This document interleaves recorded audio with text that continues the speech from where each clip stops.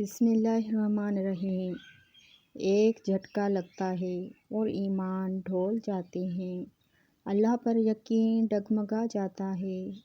اللہ ہے بھی یا نہیں، وہ سنتا بھی ہے یا نہیں، یہ سوال کرنے لگتے ہو۔ تمہاری تقدیروں کی محراب پر سب سے اوپر دعا لکھا ہے، طلب کرو عطا کیا جائے گا، یقین رکھ کر مانگو۔ اور کیوں بھاگتے ہو؟ دنیا امتحان گاہ ہے، یہاں سب کو آزمائش سے گزرنا ہوگا۔ آزمائشیں بیس بدل بدل کر آئیں گی تو کیا کرو گے؟ ناکام ہونا پسند کرو گے؟ پاس ہونے کے لیے کوشش بھی نہیں کرو گے؟ زندگی کا ایک تجربہ ہے کہ جس کا روز کوئی صبح شام حال پوچھنے والا نہیں ہوتا، نہ اس کو دکھ دینے والا بھی کوئی نہیں ہوتا، وہ انسان آزاد اور پرسکون رہتا ہے۔ وابستگیاں ہمیشہ دکھ دیتی ہیں۔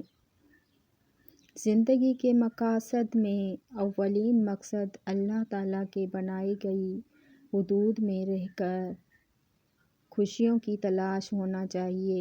کچھ شک نہیں کہ زندگی کی اصل خوبصورتی پاکیزگی میں ہی ہے۔ جب آپ کی اپنی پلیٹ اور اپنا دل حلال سے بھرا ہوا ہوگا تو آپ کو حرام کی بھوک نہیں لگے گی، آپ دوسروں کے غلط رواجوں سے متاثر نہیں ہوں گے، آپ انسٹا پر چلتی ہر دوسری ریل کو دیکھ کر ٹھنڈی آہیں نہیں بھریں گے، آپ کے اندر کسی قسم کی حسرت نہیں ہوگی، کیونکہ آپ اس قابل ہیں کہ اپنے تمام تر شوق، خواہشات، ضروریات کسی بھی وقت، کسی بھی دن، کسی کی محتاجی کے بغیر خود پوری کر سکتے ہیں۔ ہار جیت وہاں ہوتی ہے جہاں مقابلہ ہو، اور اپنوں میں مقابلہ نہیں ہوتا، ہار جیت نہیں ہوتی۔ اگر جیت ہو تو دونوں فریق جیتتے ہیں، ہار ہو تو دونوں ہارتے ہیں۔ مخصوص لمحات بار بار تو لوٹ کر نہیں آتے، اس لیے اس وقت میں اس احساس کو پوری طرح جی لینا چاہیے جو احساس خوشی اور سکون عطا کرتا ہے۔ زندگی میں بعض چیزوں کو صفحات پہ لکھنا جتنا آسان ہوتا ہے، حقیقی زندگی میں ان پر عمل کرنا اتنا ہی مشکل ہوتا ہے۔ بعض الفاظ جب حقیقت کا لبادہ اوڑھ کر مجسم سامنے آئیں تو ان کو دیکھنے سے ہی آنکھیں جلنے لگتی ہیں، ان کو چھو کر محسوس کرنا تو بہت دور کی بات ہے۔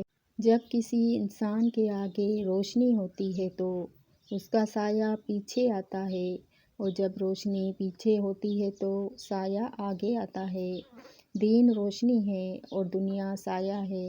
دین کو آگے رکھو گے تو دنیا خود ہی پیچھے بھاگتی ہوئی آئے گی، اور اگر دین کو پیچھے رکھو گے تو دنیا آگے بھاگے گی اور تم دنیا کے پیچھے بھاگو گے۔ اللہ ہم سب کو دین کی فکر کرنا نصیب فرمائے، آمین ثم آمین۔ پتہ ہے محبت کیا ہے؟ اللہ سارا دن ہمارے گناہ دیکھتا رہتا ہے، ہماری نافرمانیاں دیکھتا رہتا ہے، اور صبح اپنے ہی فرشتوں کے ہاتھوں ہمارا رزق بھیجتا ہے۔